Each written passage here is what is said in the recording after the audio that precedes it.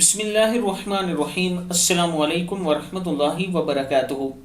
آبدراجہ channel کی طرف سے آج میں اپنے دوستوں کو بتاؤں گا کہ رسول اللہ صلی اللہ علیہ وآلہ وسلم نے مومن کے لیے کیا فرمایا ہے۔ اس سے پہلے میں اپنے تمام دوستوں سے گزارش کروں گا کہ اس ویڈیو کو آپ نے غور سے سننا ہے۔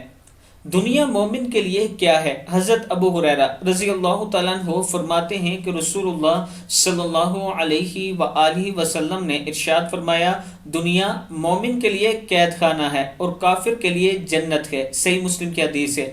پھر سن لیں، حضرت ابو ہریرہ رضی اللہ تعالیٰ عنہ فرماتے ہیں کہ رسول اللہ صلی اللہ علیہ وآلہ وسلم نے ارشاد فرمایا، دنیا مومن کے لیے قید خانہ ہے اور کافر کے لیے جنت ہے۔ صحیح مسلم کی حدیث ہے۔ اللہ تعالی ہم سب کو رسول اللہ صلی اللہ علیہ وآلہ وسلم کے ہر فرمان کی پیروی کرنے کی توفیق عطا فرمائے اور اللہ سے توبہ استغفار کرتے رہا کریں اور جنت الفردوس مانگا کریں۔ السلام علیکم ورحمۃ اللہ وبرکاتہ۔